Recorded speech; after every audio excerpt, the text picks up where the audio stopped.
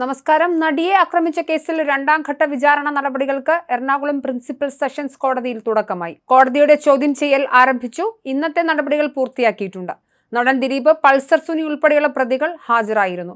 അടച്ചിട്ട മുറിയിലാണ് വിചാരണ നടപടികൾ നടന്നത്. പ്രതികളുടെ വിസ്താരം നാളെയും തുടരും. പ്രോസിക്യൂഷൻ ഹാജരാക്കിയ തെളിവുകളും സാക്ഷിമൊഴികളും പ്രകാരം പ്രതികളോട് കോടതി ചോദ്യങ്ങൾ ചോദിക്കുന്ന നടപടിയാണ് തുടങ്ങിയത്. കേസിൽ ആകെ 10 പ്രതികളാണുള്ളത്. പ്രതികളെ കേട്ടതിനു ശേഷം അടുത്ത ഘട്ടം വിചാരണയിലേക്ക് കോടതി കടക്കും. അതേസമയം കേസിലെ വിചാരണ നടപടികൾ അവസാന ഘട്ടത്തിലെത്തിയിരിക്കെ പ്രോസിക്യൂഷൻ വീണ്ടും കോടതിയിൽ. സാക്ഷി വിസ്താരം പൂർത്തിയാക്കി ഉത്തരവ് പുനഃപരിശോധിക്കണമെന്നാവശ്യപ്പെട്ടാണ് ഹർജി സമർപ്പിച്ചിരിക്കുന്നത്. പ്രോസിക്യൂഷൻ സാക്ഷി വിസ്താരം പൂർത്തിയാക്കിയിരിക്കുന്നു.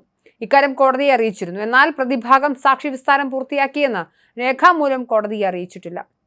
ഇക്കാര്യം കോടതി പരിശോധിക്കണമെന്ന് പ്രോസിക്യൂഷൻ ഇന്ന് കോടതിയിൽ ആവശ്യപ്പെട്ടു. ഈ നടപടി പൂർത്തിയാക്കാത്തത് പിന്നീട് വിചാരണയിലെ വീഴ്ചയായി മേൽക്കോടതികൾ കണക്കാക്കും. അനുബന്ധ കുറ്റപത്രം നൽകിയതിന് പിന്നാലെ സാക്ഷികളെ വീണ്ടും വിസ്തരിക്കാൻ ഇരുഭാഗത്തിനും കഴിയും. പ്രതിഭാഗം സാക്ഷി വിസ്താരം കഴിഞ്ഞെന്നോ ഇല്ലെന്നോ ഇതുവരെ കോടതിയെ അറിയിച്ചിട്ടില്ലെന്നും പ്രോസിക്യൂഷൻ ചൂണ്ടിക്കാട്ടുന്നു. സെപ്റ്റംബർ 17-നായിരുന്നു നടിയെ ആക്രമിച്ച കേസിൽ പ്രതി പൾസർ സുനിക്ക് സുപ്രീം കോടതി ജാമ്യം അനുവദിച്ചത്. ജസ്റ്റിസുമാർ അഭയ് എസ് ഓങ്ഖ, പങ്കജ് മിത്തൽ എന്നിവർ ഉൾപ്പെട്ട ബെഞ്ചിന്റേതായിരുന്നു വിധി. 7.5 വർഷത്തിന് ശേഷമായിരുന്നു സുനിക്ക് ജാമ്യം അനുവദിച്ചത്. മുഖ്യപ്രതിക്ക് ജാമ്യം അനുവദിക്കുന്നത് കേസിനെ ബാധിക്കുമെന്ന് സർക്കാർ വാദിച്ചെങ്കിലും കർശന ഉപാധികളോടെയാണ് ജാമ്യം നൽകിയത്. നടിയെ ആക്രമിച്ച കേസിൽ നിലവിൽ പ്രോസിക്യൂഷൻ സാക്ഷികളെ വിസ്തരിക്കൽ മാത്രമാണ് പൂർത്തിയായിട്ടുള്ളത്. പ്രതിഭാഗം സാക്ഷികളുടെ വിസ്താരം നടക്കേണ്ടതുണ്ട്. ഇതോടെ കഴിഞ്ഞ് ഏതാനും മാസങ്ങൾക്കുള്ളിൽ അന്തിമവാദം കേൾക്കാനിരിക്കെയാണ് പൾസർ സുനി ജയിൽ മോചിതനാകുന്നത്. ഇതിനു പുറമെ തന്നെ ആക്രമിച്ച ദൃശ്യങ്ങൾ അനധികൃതമായി പരിശോധിച്ചതുമായി ബന്ധപ്പെട്ട് അതിജീവിതം നൽകിയ ഹർജി ഹൈക്കോടതിയുടെ പരിഗണനയിലുമാണ്.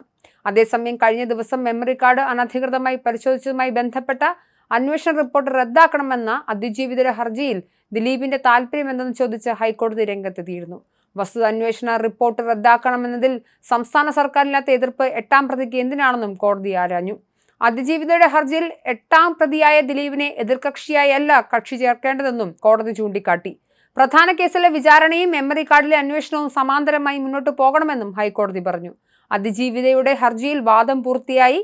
ഹൈക്കോടതി വിധി പറയാൻ മാറ്റിയിട്ടുണ്ട്. ബലാത്സംഗ കേസിൽ പ്രതിയായ സിദ്ദിഖിന്റെ ജാമ്യാപേക്ഷയിലെ വാദം മലയാള സിനിമയിലെ 2 സംഘടനകൾ തമ്മിലുള്ള പോരിലേക്ക് വിരൽ ചൂണ്ടുന്നതായി മാറുന്നു.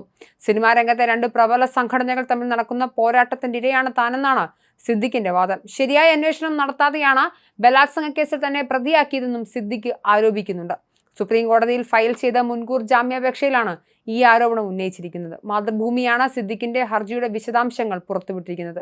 അതേസമയം മുൻകൂർ ജാമ്യാപേക്ഷ തിങ്കളാഴ്ച പരിഗണിക്കണമെന്നാവശ്യപ്പെട്ട് സിദ്ദിഖിന്റെ അഭിഭാഷകർ രംഗത്തുണ്ട്. മുൻകൂർ ജാമ്യാപേക്ഷ തിങ്കളാഴ്ച പരിഗണിക്കണമെന്നാവശ്യപ്പെട്ട് സിദ്ദിഖിന്റെ അഭിഭാഷകർ രഞ്ജിത റോത്തഗി സുപ്രീം കോടതി രജിസ്ട്രാർക്ക് കത്ത് നൽകി. ബുധനാഴ്ച രാത്രിയാണ് കത്ത് കൈമാറിയത്. ഈ ആവശ്യം ഇന്ന് ചീഫ് ജസ്റ്റിസിന്റെ ശ്രദ്ധയിൽപ്പെടുത്തുമെന്നും സുപ്രീം കോടതി വൃത്തങ്ങൾ അറിയിച്ചു.